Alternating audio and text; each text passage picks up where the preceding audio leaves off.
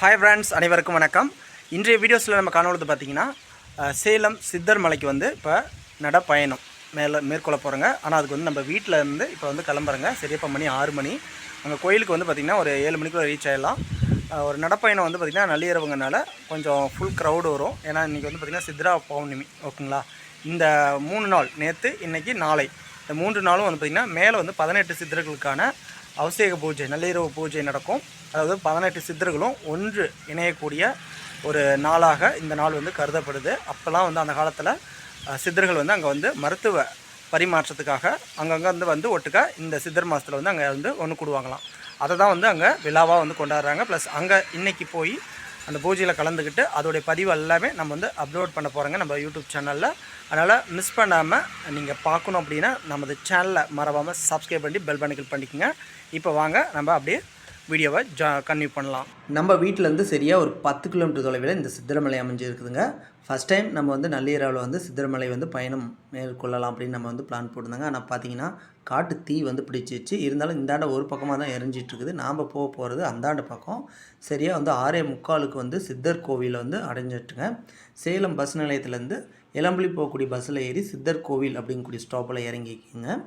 இந்த கோவிலில் வந்து பார்த்திங்கன்னா இப்போ வந்து எல்லாமே பக்தர்கள் வர ஆரம்பிச்சிட்டாங்க. இனி போக தான் வந்து பார்த்திங்கன்னா ஃபுல் கூட்டமாக இருக்கும். ஏன்னா நள்ளிரவு மேலே சித்தேஸ்வரர் ஆலயம் நம்ம பின்பக்கம் பார்த்திங்கன்னா இங்கே வணங்கிட்டு மேலே கோவிலுக்கு போவாங்க. ஃப்ரெண்ட்ஸ், ஃபஸ்ட்டு நம்ம வந்து முருகன் ஆலயத்துக்கு வந்துருக்கிறோங்க. இங்கே வணங்கிட்டு அடுத்தது சித்தேஸ்வரரை வணங்கணும். ஆனால் அங்கே வந்து ஃபுல் க்ரௌடு. நம்ம வந்து கீழே உள்ள சித்தேஸ்வரரை வணங்க முடியாது. நம்ம மேல் சித்தர் மலைக்கு வந்து நம்ம அங்கே போய் நம்ம வணங்கிக்கலாம். பிறகு காலையில் நம்ம இறங்கும் போது நம்ம வந்து கீழ் சித்தேஸ்வரரை வணங்கிக்கலாம். வாங்க இப்போ முருகன் ஆலயத்தை நம்ம வணங்கிட்டு மலையேற தொடங்கலாம். இந்த சிறிய குன்றில் ஸ்ரீ ஞானகுரு பாலமுருகன் காட்சியளிக்கிறதுக்கான காரணமே நம்ம காளிங்கநாத சித்தர் வந்து இந்த சாகாவரம் கொண்ட மூலிகையை சாப்பிட்டு இள வயதுலேருந்து ரொம்ப குழந்தையாக மாறி அவருடைய நோக்கத்தை மறந்துட்டார். அவருடைய நோக்கத்தை ஞாபகப்படுத்துறதுக்காக குழந்தை வடிவில் இங்கே காட்சி தந்தார் முருகன்.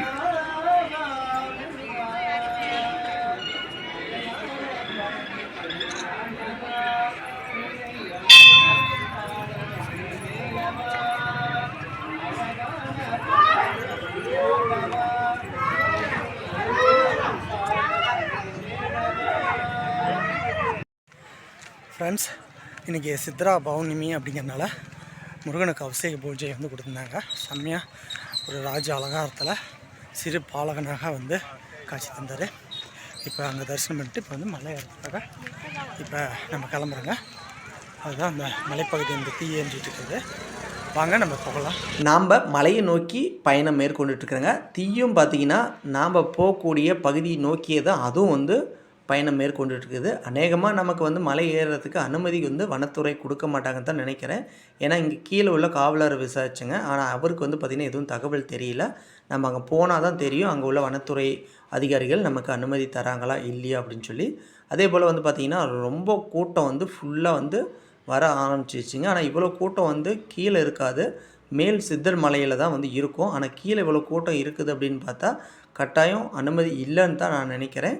இருந்தாலும் ஒரு சிலர் வந்து அனுமதி வந்து கொடுக்குறாங்க அப்படிங்கிற மாதிரி சொல்கிறாங்க. ஒரு சிலர் மாற்றுப்பாதையில் வந்து வனத்துறையுடைய கண் பார்வையில் மண்ணை தூவிக்கிட்டு போகிறாங்க. அதனால் நாமளும் போகலாமா அப்படிங்கக்கூடிய ஒரு ரிஸ்க்குக்காக இப்போ போயிட்டுருக்குறேங்க. அதே போல் முக்கியமாக ஒரு தகவல் நான் சொல்லிடுறேங்க. இப்போ நம்ம அமர்ந்துட்டு இருக்கக்கூடிய பகுதி வந்து 10வது கிணறுங்க. இந்த கிணறு வந்து பார்த்திங்கன்னா இந்த மலையோடைய இந்த மூலிகை நீர், அதாவது சுனை நீர் அப்படின்னு சொல்லுவாங்க. இந்த நீரில் வந்து குளிப்பாங்க. நீங்கள் எந்த டைமில் வந்தாலும் பார்த்திங்கன்னா இந்த நீர் வந்து எடுத்து குளிப்பாங்க. இந்த நீர் வந்து பார்த்திங்கன்னா இப்போ நம்ம உட்காந்துட்டு இருக்கக்கூடிய 10வது கிணறுல வந்து இப்போ வேகாலங்கனால நீர் அந்தளவுக்கு வரத்தில்லை.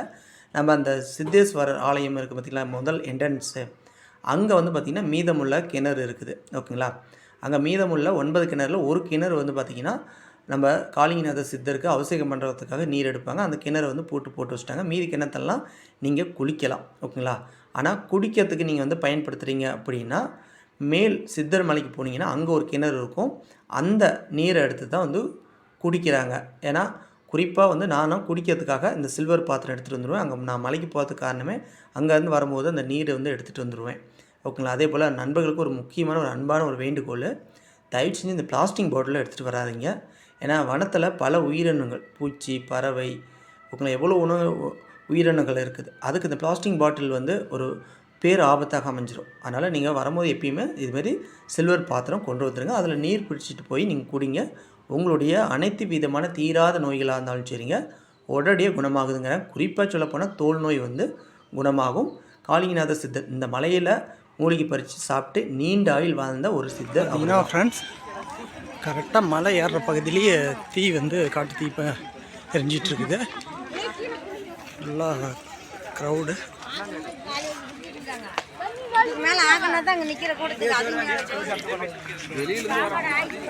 ஃபுல்லாக அன்னதானமும் கொடுத்துட்டு தான் இருக்கிறாங்க. வரீங்கெல்லாம் பாருங்கள், தடத்தில் வாங்கிட்டு போயிட்டு இருக்கிறாங்க அன்னதானம். ஆனால் என்ன பண்ணுறது, மேலே கரெக்டாக ஏறுற பகுதியிலேயே காட்டு தீ போயிட்டுருக்குது. அதனால் மேலே அலோடு இல்லைங்கன்னு சொல்லியிருக்கிறாங்க. ஃபஸ்ட்டு கொடுத்துருக்குறாங்க அலோடு, இப்போ அலோடு இல்லைன்ட்டாங்க. நல்லா பௌர்ணமி வெளிச்சத்தில் மேலே சித்தரை போய் வணங்கலான்னு பார்த்தா இப்படி பண்ணிட்டாங்களே. மலை ஏறுற பகுதிக்கு நம்ம ஒரு வழியாக வந்து சேர்ந்தாச்சுங்க. காட்டு தீயும் பார்த்திங்கன்னா அதுவும் வந்து சேர்ந்துருச்சு நம்ம நேருக்கு கரெக்டாக. அதனால் வந்து பார்த்திங்கன்னா வனத்துறை வந்து அனுமதி வந்து கொடுக்கவே இல்லை. எல்லாமே வந்து பார்த்திங்கன்னா அன்னதானம் வாங்கிட்டு ரிட்டன் வந்து திரும்ப ஆரம்பிச்சிட்டாங்க. நம்மளும் கொஞ்சம் அன்னதானம் வாங்கிட்டு வெயிட் பண்ணி பார்த்தங்க. ஆனால் வந்து தீ அணைஞ்ச பாடில்லை, அனுமதியும் கிடைச்ச பாடில்லை. அதனால் நம்ம வந்து சரி ஒரு இடத்துல போய் அமைதியாக உட்காந்து சாப்பிட்லாம் அப்படின்னு சொல்லி நம்ம அன்னதானத்தை எடுத்துகிட்டு நம்ம சாப்பிட போயிட்டோங்க. நம்ம சாப்பாடு வந்து பார்த்திங்கன்னா நமக்கு வந்து காய் சாப்பாடு கிடச்சி காலையிலேருந்து மறுதினம் காலை வரைக்கும் அன்னதானம் வந்து கோயில் தரப்புலையே செஞ்சு தந்துட்டுருக்குறாங்க. அது இல்லாமல் வந்து நங்கோடையாளர்கள் ஒரு சிலர் வந்து பார்த்திங்கன்னா மலை ஏறும் போது அங்கே வந்து நீர்மோர், கூழ், இது போலலாம் பிஸ்கோட் பாக்கெட்டு, இதெல்லாம் தண்ணீர், இதுமாரிலாம் தருவாங்க. ஃப்ரெண்ட்ஸ், சாப்பிட்டாச்சு. நம்ம நைட்டு முழுசும் இங்கே தங்கலான்ட்டு முடிவு பண்ணியாச்சு கீழே. ஏன்னா மேலே வந்து மலை ஏறத்துக்கு அழுது கொடுக்கல. அதனால் வந்து நம்ம வந்து இப்போ கீழ் சித்தேஸ்வரர் கோயில்லையே நம்ம வந்து தங்கலாம். ஓகேங்களா? இன்றைக்கி ஒரு நாள் முழுசும் விடிகாலம் வரைக்கும் காலையில் இந்த கூலிங் காற்றை, இந்த மலையோடைய இயற்கை காற்றை சுவாசிக்கணும். தான் நம்ம உடம்புல வந்து நோய்கள் போகும். வாங்க வாங்க வாங்க வந்தாச்சு. இங்கே வந்து குளிக்கிறதுக்கு வந்து பக்கெட்டு 10 ரூபா பக்கெட் வாங்கணும். வாங்கிட்டு குளிச்சிட்டோம்னா இப்போ வந்து நள்ளிரவு ஆயிடுச்சு. நைட்டு 12 மணிக்கு மேலே ஆயிடுச்சு. அதனால் அவ்வளோ கூட்டம் இல்லை. குளிக்கிறதா இதுதான் குளிக்கிற இடம். பாருங்க குளிச்சுட்டு இருக்கிறாங்க.